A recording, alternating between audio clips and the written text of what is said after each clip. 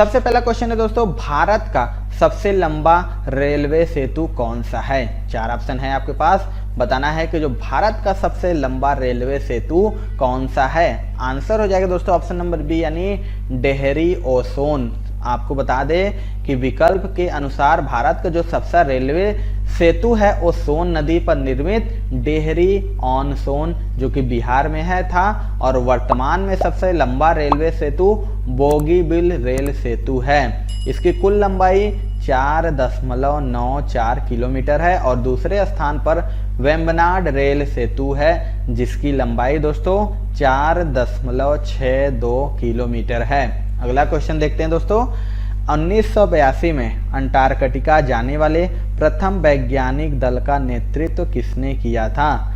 आपको बताना है कि इनमें से किसने 1982 में अंटार्कटिका जाने वाले प्रथम वैज्ञानिक दल का नेतृत्व किया था। आंसर हो जाएगा दोस्तों ऑप्शन नंबर सी यानी डॉक्टर एस.जेड. कासिम।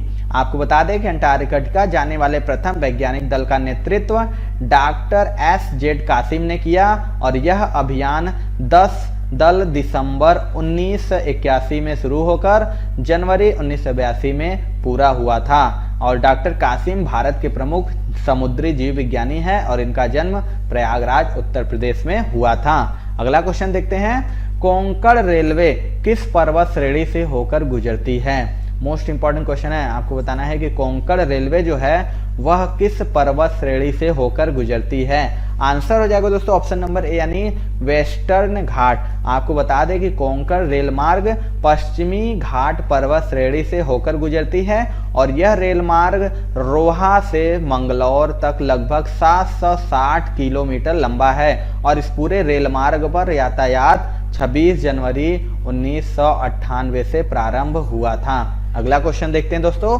निम्नलिखित में से कौन सी रेलगाड़ी देश के सबसे लंबी रेल मार्ग पर चलती है? आपको बताना है कि कौन सी रेलगाड़ी है जो देश की सबसे लंबी रेल मार्ग पर चलती है। इसका आंसर हो जाएगा दोस्तों ऑप्शन नंबर बी यानी जम्मू कन्याकुमारी। आपको बताएं दोस्तों प्रश्न के अनुसार सबसे लंबी दूरी की रेलगाड़ी जम्मू कन्याकुमारी हिमसागर एक्सप्रेस थी जो 3714 किलोमीटर की दूरी औसतन 70 घंटे में तय करती थी। लेकिन अगर वर्तमान की बात करें तो डिब्रूगढ़ कन्याकुमारी विवेक एक्सप्रेस सबसे लंबी दूरी की ट्रेन है जो कुल 4272 किलोमीटर की दूरी औसतन 82 घंटे में तय करती है। और इसका जो घोषणा किया था वो रेल मंत्री बनता बनर्जी द्वारा वर्ष 2011-12 में रेल बजट में किया गया था और इसका परिचालन स्वामी विवेकानंद के 150वें जन्म दिवस पर वर्ष 2013 में शुरू हुआ था। अगला क्वेश्चन देखते हैं दोस्तों, जैसे कि आपको पता है एसएससी जीडी एग्जामिनेशन 2023 जो दोस्तों जनवरी 10 तारीख से स्टार्ट हो चुकी है दोस्तों। जी हाँ, 10 जनवरी से स्टार्ट है। आपके लिए दोस्तों टेस्ट सीरीज ला दिया गया हमारी टीम द्वारा। टोटल दोस्तों 51 इसमें दोस्तों आपको मॉक टेस्ट मिलेंगे, सारे एकदम परीक्षा पैटर्न पे आधारित अति संभावित है दोस्तों। निश्चित तौर पे आपको इसे लेके प्रैक्टिस स्टार्ट करना चाहिए। आप अपनी कमियों को देखेंगे, अपनी गलतियों को ढूंढेंगे, आप देखेंगे 80 क्वेश्चन में कितने अटेम्प्ट कर पा रहे हैं एंड सभी के सोल्यूशन के साथ दोस्तों आपको अवेलेबल कराए गए हैं। तो फटाफट दोस्तों इस टेस्ट को ले लीजिएगा। Most important and expected test series है। सभी दोस्तों मैथ के, रीजनिंग के, जीएस एंड हिंदी के सभी क्वेश्चन जो है अति संभावित है, 2021 परीक्षा पैटर्न पर आधारित है एंड जीएस और 2022 के ही दोस्तों करंट अफेयर्स को कवर किया गया है। दोस्तों अगर आपने एप्लीकेशन डाउनलोड नहीं किया है तो स्टडी हिंदी ऑफिशियल आप डाउनलोड कर लीजिएगा प्ले स्टोर पे सर्च करके, या फिर आप व्हाट्सएप पे इस नंबर पे एसएससी जीडी लिख के भेज देंगे तभी भी आपको मिल जाएगा। देखिए आपका ये टेस्ट सीरीज वाला सेक्शन है, इसमें देखिए सारे टेस्ट आपको अवेलेबल है और आप चाहे तो आप सेपरेट टेस्ट भी ले सकते हैं। जैसे बहुत लोग का मैथ कमजोर होता है तो बस वो मैथ का टेस्ट सीरीज ले लीजिए, बहुत लोग का रीजनिंग का है तो रीजनिंग का ले लीजिए। इस तरह हिंदी एंड करंट अफेयर सारे के सारे दोस्तों एप्लीकेशन पे अवेलेबल है। अगर आपने डाउनलोड नहीं किया तो पहले फटाफट डाउनलोड कर लीजिए और टेस्ट लगाना दोस्तों स्टार्ट कर दीजिए। आपकी परीक्षा जो है दोस्तों 10 तारीख से स्टार्ट है और निश्चित तौर से आपको लेके टेस्ट लगाना स्टार्ट करना चाहिए, जिससे कि अपने आप को देख पाएंगे, इंप्रूवमेंट देख पाएंगे, आप क्या कमी है उनको देख पाएंगे। क्षेत्रफल में कौन सा राज्य सबसे बड़ा है? आपको बताना है जो क्षेत्रफल के अनुसार सबसे बड़ा राज्य कौन सा है। इसका जो आंसर हो जाएगा दोस्तों ऑप्शन नंबर सी हो जाएगा यानी राजस्थान। मोस्ट इंपॉर्टेंट क्वेश्चन है। आपको बता दें दोस्तों कि छत्तीसगढ़ के गठन हो जाने के कारण क्षेत्रफल की दृष्टि से देश का सबसे बड़ा राज्य राजस्थान हो गया है और इससे पूर्व सबसे बड़ा राज्य क्षेत्रफल की दृष्टि से मध्य प्रदेश था। और राजस्थान का जो क्षेत्रफल है दोस्तों वो है 3,42,239 वर्ग किलोमीटर। अगला देख लेते हैं दोस्तों। तो क्षेत्रफल की दृष्टि से भारत का सबसे छोटा राज्य कौन है? अभी भी मैंने बताया बड़ा राज्य, अब आपको बताना है कि क्षेत्रफल की दृष्टि से सबसे छोटा राज्य कौन सा है। इसका आंसर हो जाएगा दोस्तों ऑप्शन नंबर सी यानी गोवा। बता दें कि भारत के 28 राज्यों में क्षेत्रफल की दृष्टि से गोवा सबसे छोटा राज्य है और गोवा का क्षेत्रफल 3702 वर्ग किमी है और 30 मई 1987 को इसे भारत के 25वें राज्य के रूप में मान्यता दी गई थी। अगला क्वेश्चन देख लेते हैं दोस्तों। निम्नलिखित में से भारतवर्ष का सबसे छोटा राज्य कौन सा है? आपको बताना है कि इनमें से भारतवर्ष का सबसे छोटा राज्य कौन सा है। इसका आंसर हो जाएगा दोस्तों ऑप्शन नंबर सी यानी सिक्किम। आपको बता दें कि प्रश्नों के अनुसार अगर देखेंगे दोस्तों तो नागालैंड की बात करें तो 16,579 वर्ग किलोमीटर है। त्रिपुरा के देख लेंगे तो 10,486 वर्ग किमी है। सिक्किम की बात करें दोस्तों तो 7,096 किलोमीटर है और मेघालय की बात करें दोस्तों तो यह 22,429 वर्ग किमी है। अगर ऑप्शन में देखेंगे तो सिक्किम जो कि भारत का सबसे छोटा राज्य है। अगला क्वेश्चन देख लेते हैं दोस्तों। जैसा कि आपको पता है कि आपका एसएससी जीडी एग्जामिनेशन जो जनवरी में होने वाला है वो 10 जनवरी से स्टार्ट हो चुका है दोस्तों। उसके लिए बेस्ट ई बुक मैं लेके आ गया हूं दोस्तों 1200 करंट अफेयर्स, क्योंकि करंट अफेयर देखिए 10 क्वेश्चन आपके परीक्षाओं में पूछे जाएंगे। इन 1200 प्रश्नों को तैयार करके जाइए जो जनवरी से लेकर जून 2022 तक के हैं दोस्तों, मोस्ट एक्सपेक्टेड है एंड सभी के दोस्तों डिटेल्स के साथ कवर किए गए हैं। आप दोस्तों इसका लिंक डिस्क्रिप्शन बॉक्स में वहां से ले सकते हैं। 500 क्वेश्चन दोस्तों, गणित आपका कमजोर है तो महत्वपूर्ण 500 सुपर गेस्ट क्वेश्चन हमने रेडी किया है हमारी टीम द्वारा, जो जीडी कांस्टेबल 2023 को डायरेक्टली जो कि टारगेट करता है अति संभावित है और सभी संपूर्ण हल और ट्रिक के साथ आपको दिए गए हैं। इसका भी लिंक आपको नीचे मिल जाएगा। थर्ड ई बुक दोस्तों जीके, जो कि 10 क्वेश्चन आपके परीक्षा में पूछे जाएंगे। जीके को पूरा टॉपिक वाइज पढ़ डालिए, जितने भी दोस्तों टॉपिक जीके में मोस्ट एक्सपेक्टेड है, इंपॉर्टेंट है, सब कुछ दोस्तों इसी में कवर किया गया, इसलिए इसका जीके ऑल इन वन नाम रखा गया। लगभग दोस्तों 8,000 ज्यादा स्टूडेंट इस पर्टिकुलर ई बुक को ले चुके हैं। डिस्क्रिप्शन बॉक्स में डायरेक्ट लिंक है, आप जाके फटाफट इसे ले लीजिएगा और निश्चित तौर पर दोस्तों 100% आपको पूरा रिवीजन के साथ चलना है, क्योंकि एग्जामिनेशन में समय आपके पास बिल्कुल भी नहीं है। लिंक सभी के डिस्क्रिप्शन बॉक्स में है, फटाफट जाके इसे ले लीजिए। सबसे लंबी तटीय रेखा वाला राज्य है, मोस्ट इंपॉर्टेंट है, मैक्सिमम बार रिपीट होने वाला क्वेश्चन है। आपको बताना है कि सबसे लंबी तटीय रेखा वाला राज्य कौन सा है। आंसर हो जाएगा ऑप्शन नंबर ए यानी गुजरात। आपको बता दें कि भारत में सबसे लंबी तटीय रेखा 1214.7 किमी गुजरात राज्य की है। अगला क्वेश्चन देखते हैं दोस्तों। किस राज्य की समुद्री सीमा नहीं है? अब आपको बताना इनमें से कौन सा राज्य है जिसकी समुद्री सीमा नहीं है। राइट आंसर हो जाएगा ऑप्शन नंबर डी यानी राजस्थान राज्य की सीमा समुद्र से नहीं मिलती है। अगला क्वेश्चन देखते हैं दोस्तों। किस राज्य की सीमा चीन से जुड़ी हुई है? अब आपको बताना है कि इनमें से कौन सा राज्य है जिसकी सीमा चीन से जुड़ी हुई है। इसका आंसर हो जाएगा ऑप्शन नंबर डी यानी अरुणाचल प्रदेश। आपको बता दें कि भारत के राज्यों में हिमाचल प्रदेश, उत्तराखंड, सिक्किम तथा अरुणाचल प्रदेश की सीमाएं चीन से जुड़ी हुई हैं, जबकि केंद्र शासित प्रदेशों में लद्दाख की सीमा चीन से जुड़ी हुई है। अगला क्वेश्चन देख लेते हैं दोस्तों। भारत के किन राज्यों की सीमाएं म्यांमार की सीमा के साथ है? मोस्ट इंपॉर्टेंट यह भी क्वेश्चन है, मैक्सिमम बार पूछता है। आपको बताना है कि भारत के किन राज्यों की सीमाएं म्यांमार की सीमा के साथ है। इसका आंसर हो जाएगा दोस्तों ऑप्शन नंबर ए। आपको बता दें कि म्यांमार की सीमाएं भारतीय राज्यों मिजोरम, मणिपुर, नागालैंड, अरुणाचल प्रदेश से मिलती हैं और इसमें अरुणाचल प्रदेश की सीमा सर्वाधिक सीमा म्यांमार से स्पर्श करती है। अगला क्वेश्चन देख लेते हैं दोस्तों।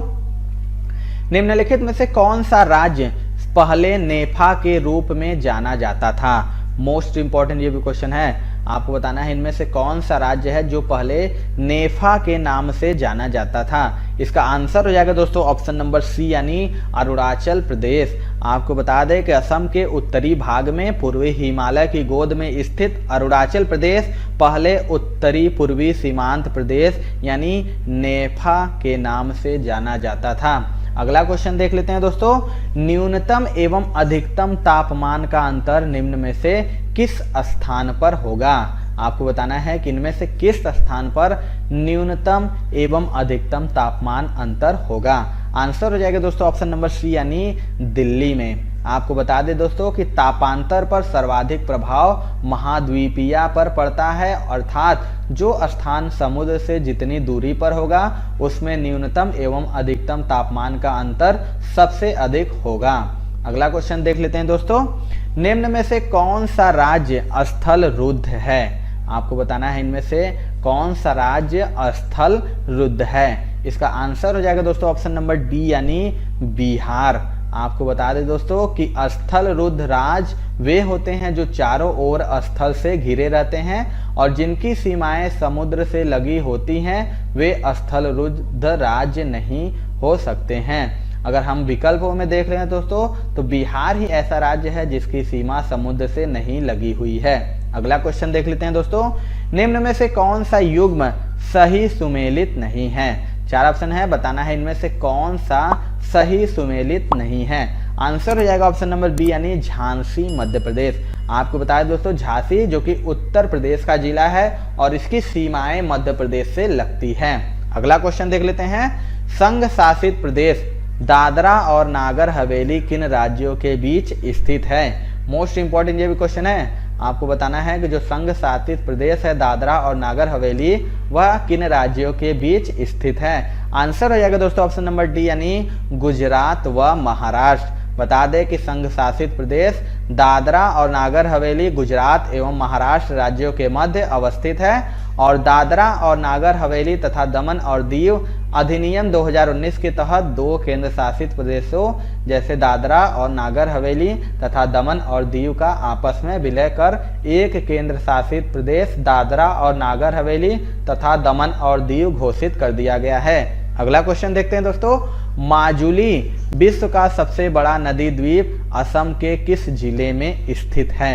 आपको बताना है जो माजुली है वो किस जिले में स्थित है। इसका आंसर हो जाएगा दोस्तों ऑप्शन नंबर ए यानी जोरहट। आपको बता दें दोस्तों कि ब्रह्मपुत्र नदी पर बना माजुली विश्व का सबसे बड़ा नदी द्वीप है जो कि असम के जोरहट जिले में स्थित है। अगला क्वेश्चन देखते हैं दोस्तों, भारत का एकमात्र राज्य कौन है जिसकी सीमाएं सिक्किम से मिलती हैं? आपको बताना है कि भारत का कौन सा राज्य है एकमात्र जिसकी सीमा सिक्किम से मिलती है।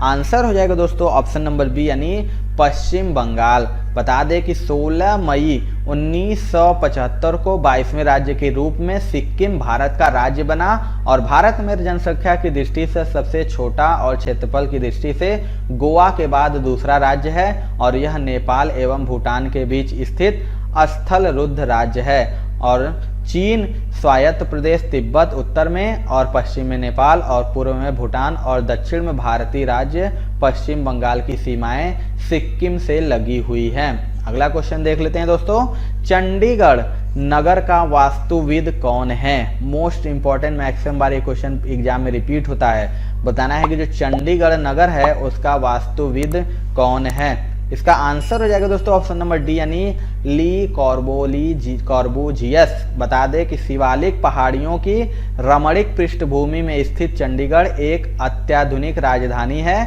और इस नगर के वास्तुविद स्विस मूल के प्रसिद्ध फ्रांसीसी वास्तुकार चार्ल्स एडवर्ड जेनरेट, जिन्हें ली कॉर्बूजियस के नाम से भी जाना जाता है, थे। यह चंडीगढ़ में अनेक भवनों के वास्तुशिल्पी भी रहे हैं। अगला क्वेश्चन देखते हैं दोस्तों, भारत में वह राज्य जहां केवल 3 से 4 माह तक शुष्क मौसम रहता है। आपको बताना है कि भारत का कौन सा राज्य है जहां केवल 3 से 4 माह तक शुष्क मौसम रहता है। मोस्ट इंपॉर्टेंट क्वेश्चन है। इसका आंसर हो जाएगा दोस्तों ऑप्शन नंबर डी यानी हिमाचल प्रदेश। आपको बता दें दोस्तों कि हिमाचल प्रदेश देश का ऐसा राज्य है जहां केवल 3 से 4 माह तक शुष्क मौसम रहता है और यहाँ गर्मी की तुलना में जाड़े में अधिक वर्षा होती है। अगला क्वेश्चन देखते हैं दोस्तों, मध्य प्रदेश राज्य कितने राज्यों से घिरा हुआ है? आपको बताना है जो मध्य प्रदेश है वह कितने राज्यों से घिरा हुआ है। आंसर हो जाएगा दोस्तों ऑप्शन नंबर ए यानी 5 राज्यों से। बता दें कि मध्य प्रदेश के उत्तर में उत्तर प्रदेश, पूर्व में छत्तीसगढ़, दक्षिण में महाराष्ट्र और उत्तर पश्चिम में राजस्थान तथा गुजरात हैं। अगला क्वेश्चन देखते हैं दोस्तों, विश्व के सर्वाधिक ठंडे स्थानों में दूसरे स्थान पर कौन है? आपको बताना इनमें से जो विश्व के सर्वाधिक ठंडे स्थान है उनमें से दूसरा स्थान कौन सा है। इसका आंसर हो जाएगा दोस्तों ऑप्शन नंबर सी यानी द्रास, जो कि जम्मू कश्मीर में स्थित है। आपको बता दें कि लद्दाख संघ शासित प्रदेश के द्रास क्षेत्र में सबसे कम तापमान पाया जाता है और द्रास को गेटवे ऑफ लद्दाख भी कहा जाता है। अगला क्वेश्चन देख लेते हैं दोस्तों। 3 मंदिर शिवडाल, विष्णुडाल और देवीडाल असम में किस जगह पर स्थित है? आपको बताना है इसका राइट आंसर क्या होगा। इसका राइट आंसर हो जाएगा दोस्तों ऑप्शन नंबर बी यानी शिव सागर। आपको बता दें कि शिवडाल, विष्णुडाल और देवीडाल मंदिर शिवसागर तालाब यानी असम के किनारे पर स्थित है और माना जाता है कि शिवडाल मंदिर भारत का सबसे बड़ा मंदिर है, जिसकी ऊंचाई 104 फीट तथा परिधि 195 फीट है। अगला क्वेश्चन देख लेते हैं दोस्तों। गुवाहाटी की चित्रांचल पहाड़ी पर किसका मंदिर स्थित है? आपको बताना है कि इसका राइट आंसर इनमें से क्या हो जाएगा। इसका राइट आंसर हो जाएगा दोस्तों ऑप्शन नंबर बी यानी नवग्रह। आपको बता दें कि गुवाहाटी की चित्रांचल पहाड़ी पर नवग्रह मंदिर स्थित है और उमानंदा मंदिर मोर द्वीप में स्थित है। इसी तरह गुवाहाटी का कामाख्या देवी मंदिर अति प्रसिद्ध मंदिर है। अगला क्वेश्चन देख लेते हैं दोस्तों। भारत का national atlas and thematic mapping organisation किस स्थान पर स्थित है? मोस्ट इंपॉर्टेंट ये क्वेश्चन है। आपको बताना है कि जो भारत का national atlas and thematic mapping organisation है वह किस स्थान पर स्थित है। राइट आंसर हो जाएगा ऑप्शन नंबर सी यानी कोलकाता। आपको बता दें कि national atlas and thematic mapping organisation का मुख्यालय कोलकाता में है और यह संगठन भारतीय सर्वेक्षण विभाग के अंतर्गत कार्य है। भारतीय सर्वेक्षण विभाग मानचित्र कला की राष्ट्रीय आवश्यकताओं की पूर्ति करता है। तो ये थी दोस्तों आज की वीडियो। आपको वीडियो कैसा लगा कमेंट सेक्शन में जरूर बताइएगा। वीडियो पसंद आएगा दोस्तों तो एक लाइक जरूर कर दीजिएगा। हमारे चैनल पर नए हैं, चैनल को सब्सक्राइब करके बेल आइकन जरूर दबा लीजिएगा, जिससे कि हम कोई वीडियो डालेंगे उसका नोटिफिकेशन आपको मिलता रहेगा।